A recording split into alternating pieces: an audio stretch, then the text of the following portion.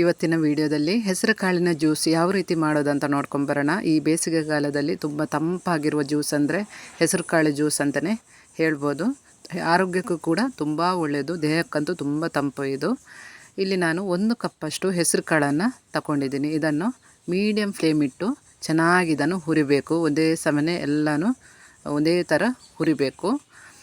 High flame ಇಟ್ಟರೆ ಅದು ಕಪ್ಪಾಗುತ್ತೆ, ಸೀದೋಗುತ್ತೆ, ನಿಮಗೆ ಜ್ಯೂಸಿನ ಟೇಸ್ಟ್ ಚೆನ್ನಾಗಿ ಬರೋದಿಲ್ಲ. ಹಾಗಾಗಿ ಮೀಡಿಯಮ್ ಫ್ಲೇಮಲ್ಲಿ ಸ್ವಲ್ಪ ನಿಧಾನವಾಗಿ ಇದನ್ನು ಚೆನ್ನಾಗಿ ಹುರಿಬೇಕು. ಇದು ಸ್ವಲ್ಪ ಲೈಟಾಗಿ ಗೋಲ್ಡನ್ ಕಲರ್ ಬರಬೇಕು. ತುಂಬ ನಿಮಗೆ ಕೆಂಪಗೆ ಆಗುವಷ್ಟು ನೀವು ಹುರಿಯೋಕ್ಕೆ ಹೋಗಬೇಡಿ. ಲೈಟಾಗಿ ಸ್ವಲ್ಪ ಕಲರ್ ಚೇಂಜ್ ಆಗುತ್ತಲ್ವ, ಲೈಟ್ ಗೋಲ್ಡನ್ ಬ್ರೌನ್ ಕಲರ್ ಬರುವಷ್ಟು ಇದನ್ನು ಹುರಿದ್ರೆ ಆಯಿತು. ನೋಡಿ, ಈ ಕಲರಿಗೆ ಬಂದರೆ ಸಾಕು. ಇದನ್ನು ಹುರಿದ ನಂತರ ನಾವು ತಣ್ಣಗಾಗಕ್ಕೆ ಬಿಡಬೇಕು. ಬಿಸಿಯಾಗಿರುವಾಗಲೇ ನಾವು ಇದನ್ನು ರುಬ್ಬಕ್ಕೆ ಹಾಕಬಾರ್ದು. ನಾನು ಇವತ್ತು ಗ್ರೈಂಡರಲ್ಲಿ ರುಬ್ತಾ ಇದ್ದೀನಿ. ಚೆನ್ನಾಗಿ ಅದು ನೈಸಾಗಿ ಪೇಸ್ಟ್ ಆಗುತ್ತೆ.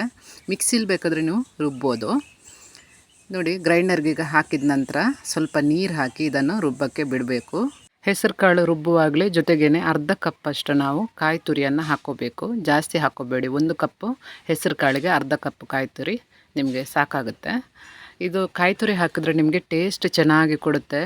ಹಾಗಾಗಿ ಕಾಯಿ ತುರಿ ಹಾಕ್ಕೊಳ್ಳಿ.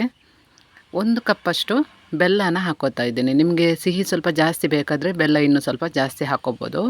1/4 ಕಪ್ಪಷ್ಟು ಬೆಲ್ಲನ ಹಾಕ್ಕೋಬೋದು. ನಾನು 1 ಕಪ್ಪಷ್ಟು ಬೆಲ್ಲನ ಹಾಕ್ತಾಯಿದ್ದೀನಿ. ಇದನ್ನು ಎಲ್ಲ ರುಬ್ಬುವಾಗಲೇ ಒಟ್ಟಿಗೆ ಹಾಕಬೇಕು. ಹೆಸರು ಕಾಳು ಜೊತೆನೇ ಹಾಕಬೇಕು. ಸ್ವಲ್ಪ ದಪ್ಪ ಇದ್ದರೆ ನೀರು ಹಾಕ್ಕೊಂಡು ಹದ ಸರಿ ಮಾಡ್ಕೊಳ್ಳಿ. ಇದು ನುಣ್ಣಗೆ ನೈಸ್ ಪೇಸ್ಟ್ ಆಗಬೇಕು. ತರಿ ಇರಬಾರ್ದು. ಕುಡಿಯುವಾಗ ಅದು ನಮಗೆ ಗಂಟ್ಲಿಗೆ ಸಿಕ್ಕಾಕೊಂಡಾಗ ಆಗುತ್ತೆ. ಹಾಗಾಗಿ ಎಷ್ಟು ನೈಸ್ ಆಗುತ್ತೆ ಅಷ್ಟು ನೈಸಾಗಿ ಇದನ್ನು ರುಬ್ಬಿದ್ರೆ ಆಯಿತು.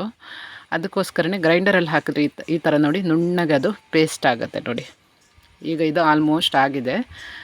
ನಾವು ಸ್ವಲ್ಪ ಉಪ್ಪನ್ನು ರುಚಿಗೆ ತಕ್ಕಷ್ಟು ಉಪ್ಪು ಹಾಕಿದ್ರೆ ಚೆನ್ನಾಗಿರುತ್ತೆ, ಟೇಸ್ಟ್ ಚೆನ್ನಾಗಿರುತ್ತೆ ಅದರದ್ದು. ನೋಡಿ, ಇಲ್ಲಿ ನಾನು ಎಲ್ಲ ರುಬ್ಬಿ ಒಂದು ದೊಡ್ಡ ಬೌಲ್ಗೆ ಹಾಕ್ಕೊಂಡಿದ್ದೀನಿ. ಇಷ್ಟು ಹದ ಮಾಡ್ಕೊಂಡಿದ್ದೀನಿ. ಇದು ಸ್ವಲ್ಪ ದಪ್ಪನೇ ಇರುತ್ತೆ. ನೀವು ಎಷ್ಟು ತೆಳು ಮಾಡಿಕೊಂಡ್ರೆ ಅಷ್ಟು ನಿಮಗೆ ಕುಡಿಯೋಕ್ಕೆ ಅದು ಚೆನ್ನಾಗಿರುತ್ತೆ. ತುಂಬ ದಪ್ಪ ಇದ್ದರೆ ಕುಡಿಯೋಕ್ಕೆ ಚೆನ್ನಾಗಿರಲ್ಲ ಅದು. ನೀವು ಗ್ರೈಂಡರಲ್ಲೇ ಇದನ್ನು ರುಬ್ಬೇಕಂತ ಏನಿಲ್ಲ. ಮಿಕ್ಸಿಯಲ್ಲಿ ಕೂಡ ಹಾಕಿ ನುಣ್ಣಗೆ ನೈಸ್ ಪೇಸ್ಟ್ ಮಾಡಿ ಇದನ್ನು ಜ್ಯೂಸ್ ರೆಡಿ ಮಾಡ್ಕೋಬೋದು. ಅಥವಾ ನಿಮಗೆ ನೈಸ್ ಪೇಸ್ಟ್ ಆಗಿಲ್ಲ ಅಂದರೆ ಸ್ವಲ್ಪ ತರಿ ಇದ್ದರೆ ಇದನ್ನು ಸೋಸಿ ಕೂಡ ನಾವು ಕುಡಿಬೋದು. ಕೆಲವರಿಗೆ ಹಾಗೆಯೇ ಕುಡಿಯೋಕ್ಕೆ ಇಷ್ಟ ಆಗಲ್ಲ. ಕೆಲವರು ಹೆಸರು ಕಾಳನ್ನು ಈ ಥರ ಡ್ರೈ ರೋಸ್ಟ್ ಮಾಡಿದ ನಂತರ ನುಣ್ಣಗೆ ಅದನ್ನು ನೈಸ್ ಪುಡಿ ಮಾಡಿ ನಂತರ ಅದಕ್ಕೆ ನೀರು ಹಾಗೆಯೇ ತೆಂಗಿನಕಾಯಿ ಹಾಲು ಇದೆಯಲ್ಲ ಅದನ್ನು ಮಿಕ್ಸ್ ಮಾಡಿ ಬೆಲ್ಲ ಮಿಕ್ಸ್ ಮಾಡಿನೂ ಜ್ಯೂಸ್ ರೆಡಿ ಮಾಡ್ಕೋತಾರೆ. ಆದರೆ ಈ ಥರ ನಾವು ಅದನ್ನು ಗ್ರೈಂಡರ್ಗೆ ಹಾಕಿ ಅಥವಾ ಮಿಕ್ಸಿಗೆ ಹಾಕಿ ರುಬ್ಬಿದರೆ ಟೇಸ್ಟ್ ಚೆನ್ನಾಗಿರುತ್ತೆ.